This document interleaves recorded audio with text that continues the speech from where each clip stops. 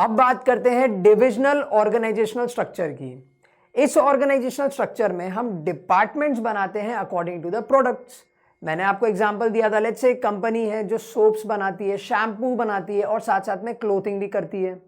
तो यहां पे जब अलग अलग डिपार्टमेंट्स बनेंगे on the basis of the products, that means soap department अलग बना, शैम्पू डिपार्टमेंट अलग बना और क्लोथिंग डिपार्टमेंट अलग बना, तो ऐसे ऑर्गेनाइजेशनल स्ट्रक्चर को हम बोलेंगे divisional organizational structure. What is the definition? A divisional structure in an organizational design groups job related to one product under one department. That means let's say कि हम बात करते हैं क्लोथिंग डिपार्टमेंट की, ठीक है, तो जितने भी लोग भले ही कोई भी लेवल पे काम कर रहे हो, मैनेजर हो कि वर्कर हो, कोई भी पर्सन हो, वो सारे के सारे लोग एक ही डिपार्टमेंट के अंडर आएंगे। Simple. This is particularly suitable for those enterprises which have more than one category of products to offer. अब ऑब्वियस सी बात है, अगर हम प्रोडक्ट के हिसाब से डिपार्टमेंट बना रहे हैं और आपकी कंपनी अगर एक ही टाइप का प्रोडक्ट सेल करती है, तो आप डिविजनल ऑर्गेनाइजेशनल स्ट्रक्चर बना के क्या करोगे? आपको जाना चाहिए फिर फंक्शनल के हिसाब से। बट अगर कोई कंपनी है जो एक से ज्यादा प्रोडक्ट बनाती है, तो उसको जाना चाहिए डिविजनल ऑर्गेनाइजेशनल स्ट्रक्चर की तरफ, ठीक है। अब बात करते हैं advantages of divisional organizational structure. That means divisional organizational structure को फॉलो करने के क्या क्या एडवांटेजेस होंगे। First is product specialization. मैंने आपको बोला कि सारे के सारे प्रोडक्ट्स की जब हम बात करते हैं तो प्रोडक्ट्स के हिसाब से डिपार्टमेंट बना, तो every person working in that particular department will have the entire knowledge about that particular product. अब क्लोथिंग में जो बंदा काम कर रहा है उसे पता है कपड़ा कैसे बनता है, उसकी पैकिंग कैसे होती है, उसको सेल कैसे करते हैं, उसकी मार्केटिंग कैसे हो रही है, तो यहाँ पे प्रोडक्ट स्पेशलाइजेशन होता है। Next, fast decision making. क्यों फास्ट डिसीजन मेकिंग?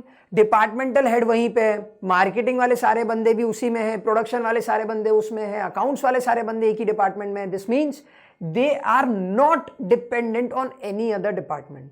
जबकि अगर हम बात करते हैं फंक्शनल ऑर्गेनाइजेशनल स्ट्रक्चर की, तो मैंने आपको एग्जांपल दिया था कि मार्केटिंग पर्सन को पहले अकाउंट्स डिपार्टमेंट से बजट लेना पड़ता है, ठीक है, फिर मार्केटिंग टीम जिस हिसाब से मार्केटिंग करेगी उस हिसाब से सेलिंग टीम यानी सेल्स टीम फिर सेलिंग करेगी उस हिसाब से। That means every department was interdependent on each other. But यहाँ पे ऐसा नहीं होता है, यहाँ पे हर प्रोडक्ट के हिसाब से अलग अलग टीम्स बनी हुई है जो एक ही डिपार्टमेंट में प्रेजेंट है, तो they do not have to depend on any other department. इसका क्या मतलब हुआ? यहाँ पे क्विक फास्ट डिसीजन मेकिंग होगी। Next, accountability. अब सीधी गणित है, अगर लेट्स से शैम्पू की टीम ने बहुत अच्छा परफॉर्म किया, दैट मीन शैम्पू की सेल बहुत अच्छी हुई, क्लोथिंग की सेल भी बहुत अच्छी हुई, लेकिन सोप डिपार्टमेंट की sales up to the mark नहीं थी, तो आप किसको रेस्पॉन्सिबल ठहराने वाले हो? शैम्पू टीम को? क्लोथिंग टीम को? Of course not. You will go and ask for answers from the soap team. क्यों? क्योंकि भाई आपको सारे रिसोर्सेज तो दिए थे जो शैम्पू और क्लोथिंग टीम को हमने दिया था, बट अगर आप सेल नहीं कर पाए तो दैट्स योर प्रॉब्लम। तो यहां पे बहुत इजी हो जाता है to fix the accountability. And last, expansion and growth. कैसे एक्सपांशन एंड ग्रोथ?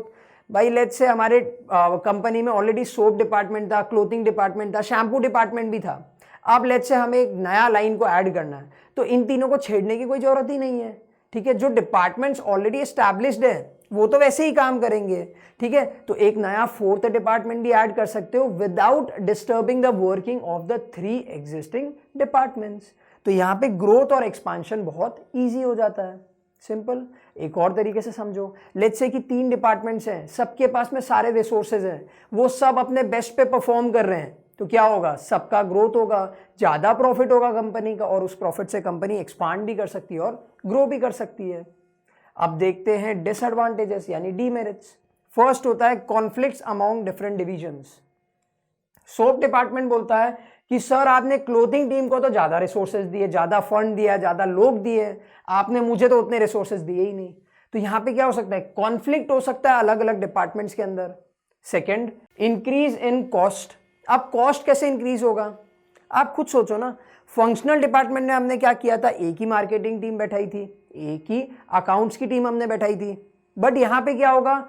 जो सोप डिपार्टमेंट होगा उसको अलग मार्केटिंग टीम मिलेगी, उसको अलग अकाउंट्स की टीम मिलेगी। सिमिलरली शैम्पू टीम को या फिर शैम्पू डिपार्टमेंट को भी अलग अलग टीम्स मिलेगी, उसको भी एक मार्केटिंग टीम देनी पड़ेगी।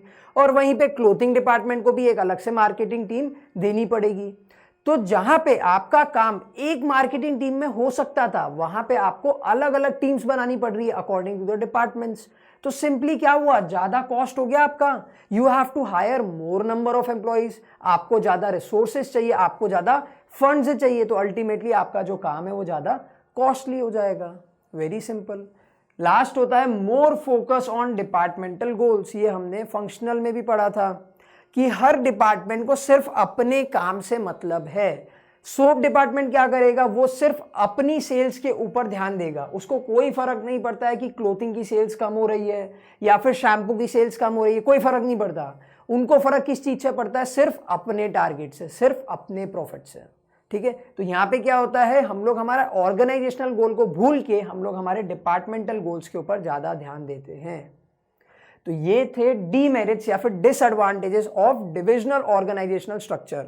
अब ये दोनों जो स्ट्रक्चर्स हमने बात करे अभी तक, फंक्शनल और डिविजनल, इनको ध्यान से पढ़ लो क्योंकि ये एग्जाम पॉइंट ऑफ व्यू से बहुत ज्यादा जरूरी है। तब तक हम लोग चलते हैं नेक्स्ट वीडियो पे, जहां पे हम इन दोनों के बीच में एक डिफरेंस भी देख लेते हैं।